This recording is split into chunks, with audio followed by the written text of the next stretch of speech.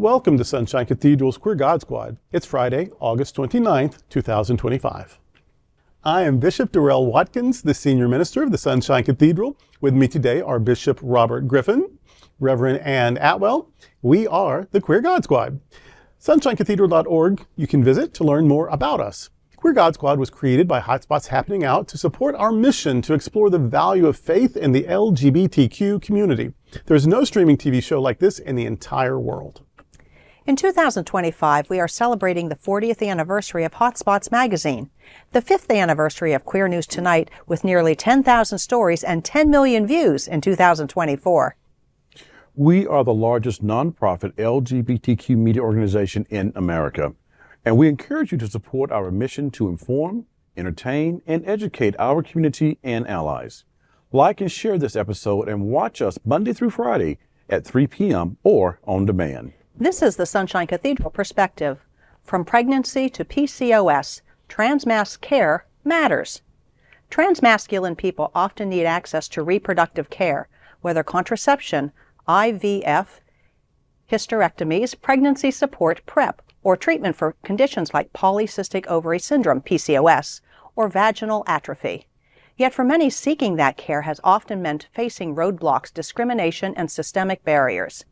A.J. Eckert, a physician for trans youth at Children's Hospital Los Angeles, says, and I'm quoting, "Conversations around reproductive rights boil down to the right of an individual to their body and the right to decide about their body. We should all be fighting for these rights as we are all affected by them," end quote. LGBTQ Nation reports that the fight for reproductive justice cannot be separated from the fight for transgender rights.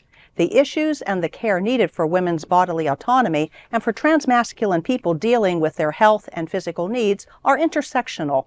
The reproductive health industry is failing transmasculine people, with doctors too often caring for them the same way they would for cis women, but they have different needs. Again quoting, "There is at baseline a lack of information about reproductive care for trans people, and misinformation is common," end quote. A.J. Eckert recently told LGBTQ Nation. This gap in care and advocacy has become more urgent in the aftermath of the Dobbs decision that overturned the constitutional right to abortion. In the wake of that decision, it has become increasingly clear that the fight for reproductive justice is inseparable from the broader struggle for bodily autonomy, including the right to gender-affirming care. And this is right on. I got to tell you, this is right on. Care for the trans community and care for women's reproductive rights, it is linked. And doctors really, I think, to my mind, need to step up. They need to learn what the TransMasc community and women need for care for their bodies. If they're really concerned about it, if doctors say that they're concerned about the health of all people, then they really do need to step up, study, and make things happen. Yeah. Usually for these kinds of things, I have sort of a narrative, I have a little homily I want to give or whatever. And I don't need to do that this time. I just have sort of 3 points because the story so much stands on its own. So if you are already on board, you're there, you want to help. And if you're super against it, you have all these prejudices, nothing we're going to say is going to matter to you anyway. Right. So I don't really have a big speech plan for you, but I do want to make 3 points like a sermon. 3 observations. Anyway, the first is he's dead now, he's gone now.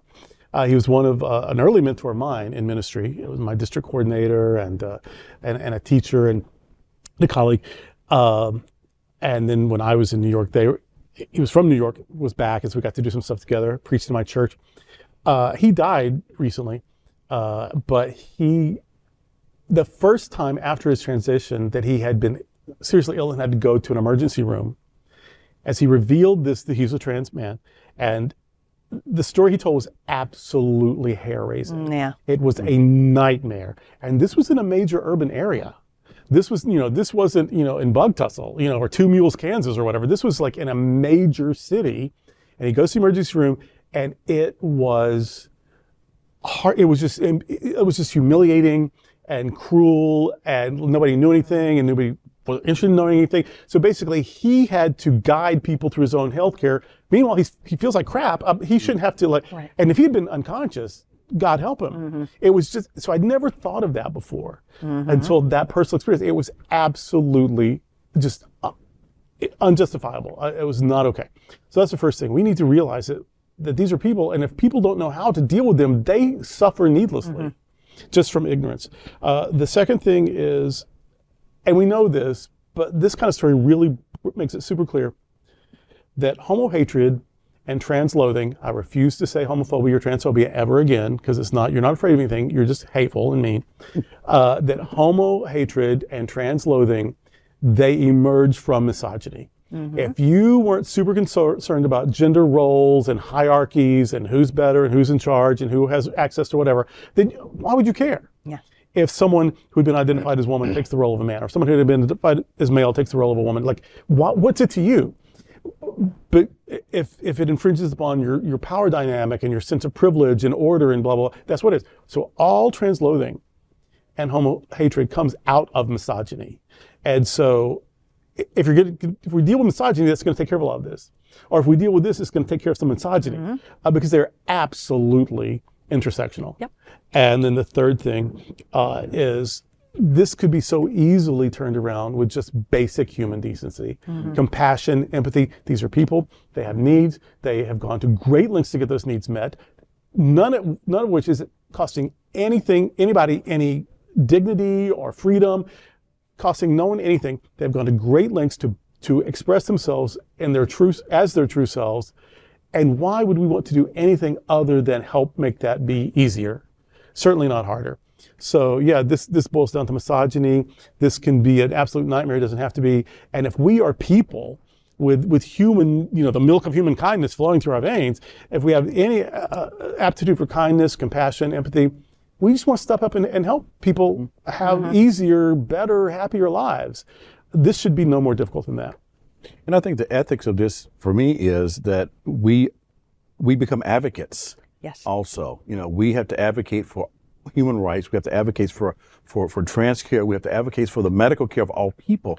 One of the most disturbing things is not having someone to be able to access health care, period. Right. Much less when it comes to topics like this.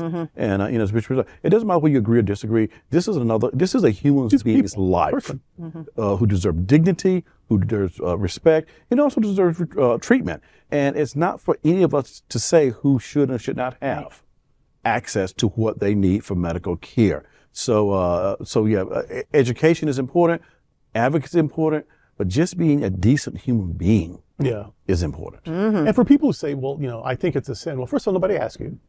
And second of all, sin is a religious concept, and it doesn't have a goddamn thing to do with medicine. Exactly. It doesn't have anything to do with human needs. It doesn't have anything to do with treating people with respect. You may think it's a sin to eat fish. You may think it's a sin to drink water with ice. I don't care. You get to think any of that. It should have no impact on public policy, on how we treat people. Yep. So I don't think it's a sin. I don't think most things are sins that people think are sins. But even if you were to believe it, who the fuck cares? These are people. We treat people nicely. We treat people well. We want people to thrive. And to do otherwise, I think is a sin. Is the sin. Yep. And that's today with the Queer God Squad. Before we go, I want to invite you to like and share this episode on your social media. And I also welcome you to find Sunshine Cathedral on Facebook or Instagram. You can also like our individual pages on Facebook. Remember to visit sunshinecathedral.org frequently. There you will find Bishop Talk, where Bishop Durrell and I interview queer religious leaders from around the world, activists and scholars. We've also added a weekly lectionary discussion that you can find on the website and on the socials. Thank you for joining the Queer God Squad today. We are here daily at 3 p.m. to have some fun and to discuss what our LGBTQ community is talking about. Sunshine Cathedral is the world's leading progressive queer church. Progressive, queer, and God are words that naturally should go together. Remember that we are all in this together.